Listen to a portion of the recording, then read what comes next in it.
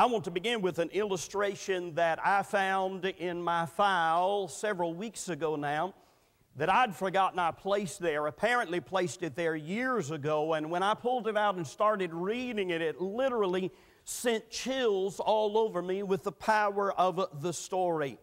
In the early part of the Civil War, one dark Saturday morning in the dead of winter, a young woman, 22 years old, died at the commercial hospital in Cincinnati, Ohio.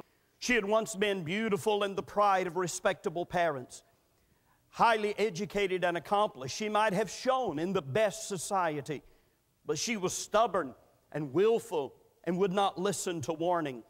She played with fire and called it fun. One day she woke to find herself ruined by a fatal mistake which she could not erase. She was fallen. She spent the rest of her young life in disgrace and shame and died poor and friendless, a broken-hearted outcast.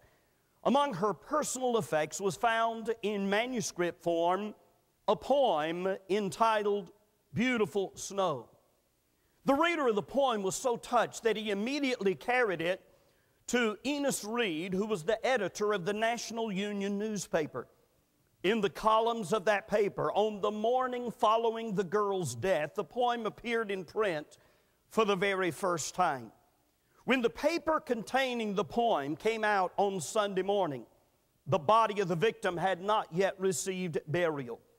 The attention of Thomas Buchanan Reed, one of the great American poets, was soon directed to the newly published lines of the poem, and he was so taken with the stirring pathos of the poem that he immediately found the details and followed the corpse of the 22-year-old young lady to her final resting place.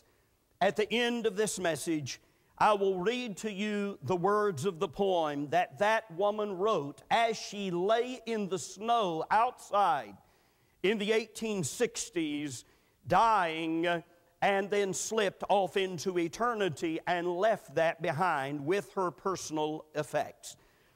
The longer I live, the more burdened I become to help young people make wise choices. Young people, the choices you are making in your youth now will impact your life for the rest of your years. However long you may live, if you live to be 80 or 90 years of age, I still remember visiting in the hospital a number of years ago. I've been a pastor here for over 30 years now, so I've had a few experiences. I remember visiting one of the most godly ladies I have ever seen in my life, and she at that time was just days away from her death.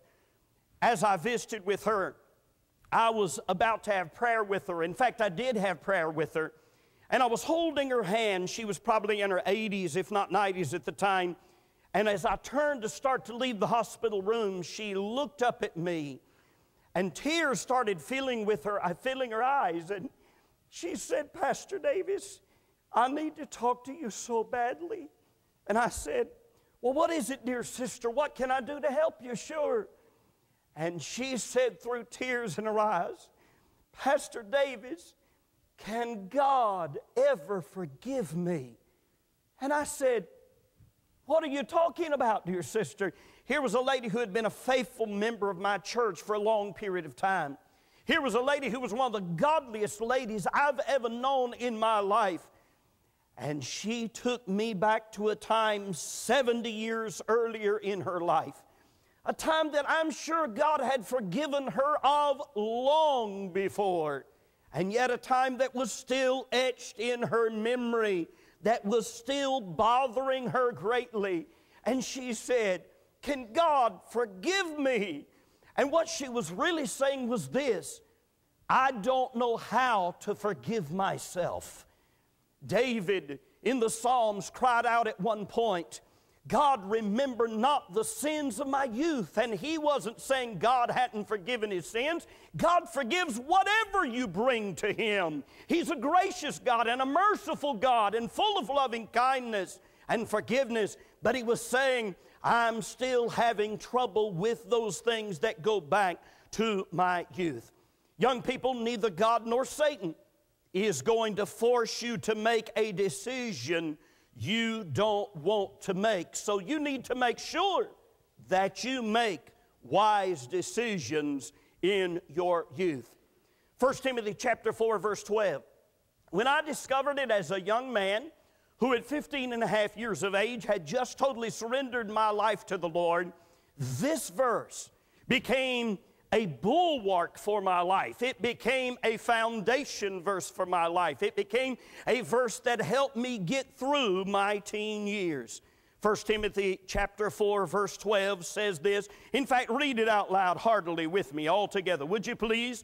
Let no man despise thy youth, but be thou an example of the believers in word, in conversation, in charity, in spirit, in faith, in purity. And Paul, writing to the young preacher Timothy, said, Timothy, don't worry about everybody else being an example for you.